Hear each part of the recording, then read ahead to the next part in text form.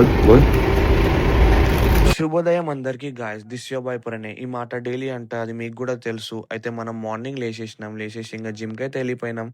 ఇంకా మనమైతే fitness trainer అది గూడా తెలుసనుకుంటా మీకు. తెలిస్తే మంచిదే. సో, ఈళ్ళకిలా వర్కౌట్స్ జెప్పేసి మన పర్సనల్ బాయ్ వచ్చిండు. పర్సనల్ బాయ్‌కి పర్సనల్‌గా ట్రైనింగ్ ఇచ్చేసి ఆకలైతుందని తినేసినాము. తినేసి ఇంగ ఎండకి నిల్చున్నాం. మస్తు ఎండ గొట్టింది. సో, అట్లనే ఇంగ టైం అయితుంటే మన ట్రెడ్‌మిల్ అయితే ఎక్కేసినాము. లేని యాప్స్ అనేవి ఫ్లెక్స్ చేసుకొని ఖుష్ అయిపోయినాం మనం. ఖుష్ అయిపోయి మన బాటల్‌లో రస్నా కలుపుకున్నాం. రస్నా కలుపుకొని ఏందంటే మనకి ఈరోజు చెస్ట్ ఇంకా షోల్డర్ వర్కౌట్ ఉండే. మనకు వర్కౌట్ చేస్తుంటే టెన్షన్ ఏంది గాయ్స్, ఏందంటే ఎగ్జామ్స్ ఉన్నాయని కాదు. ఎగ్జామ్‌లో టెన్షన్ మనకు గావు. మన బాడీ స్ట్రక్ అయిపోయిందా? పెరుగుతుందా? ఆగిపోయిందా? అన్నదొక టెన్షన్. ఆ టెన్షన్‌లో మనం ఏందంటే వర్కౌట్ చేసేసుకొని మన పోస్ట్ వర్కౌట్ అయితే తాగేసినాం.